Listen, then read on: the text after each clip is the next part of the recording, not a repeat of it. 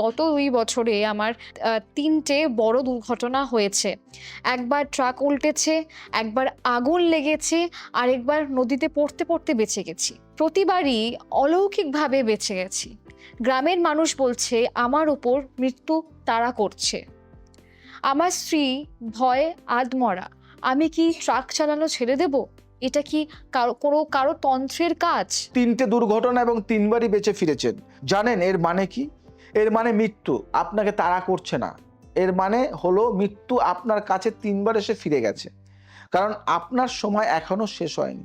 যাকে ঈশ্বর বাঁচান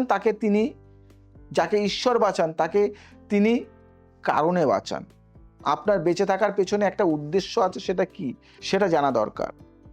আমি যদি জ্যোতিষ বিশ্লেষণ করি, অষ্টম ভাব মঙ্গল ও রাহু মৃত্যুর মুখ থেকে বারবার ফেরার রহস্য।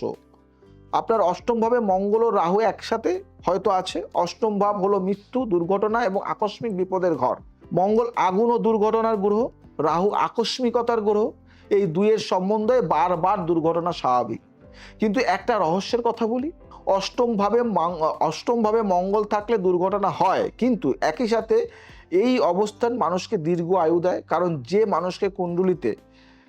মানুষের কুণ্ডলিতে অষ্টম ভাব শক্তিশালী, সে মানুষ মৃত্যুর কাছ থেকে বারবার ফিরে আসে।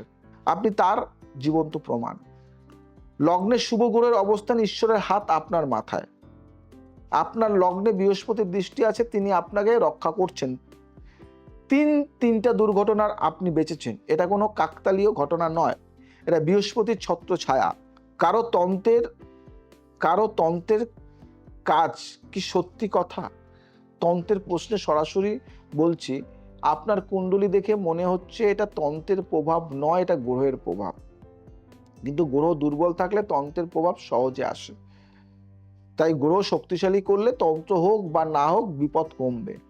একটা কাহিনী বলি। মার্কণ্ডেয়র মৃত্যুঞ্জয়। মার্কণ্ডেয় ঋষির জন্মের সময় জ্যোতিষীরা বলেছিলেন এই শিশু মাত্র 16 বছর বাঁচবে।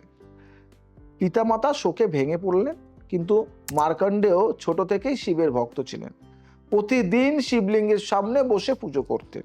16 বছরে যমরাজ এলেন। মার্কণ্ডেয় তখন শিবলিঙ্গ আঁকড়ে ধরে পুজোয় বসে আছেন। যমরাজ পাশ ধারে টেনে নিয়ে যাওয়ার চেষ্টা করলেন, কিন্তু তিনি শিবলিঙ্গ ছাড়লেন। শিব স্বয়ং আবির্ভূত হলেন, যমরাজকে বললেন এই ভক্ত আমার, একে ছুঁয়ো না। মার্কণ্ডেয় চিরজীবী হলেন। তরুণবাবু, আপনি 3বার মৃত্যুর মুখে গেছেন এবং ফিরেছেন। এটাই প্রমাণ করছে ঈশ্বর আপনাকে ধরে রেখেছেন।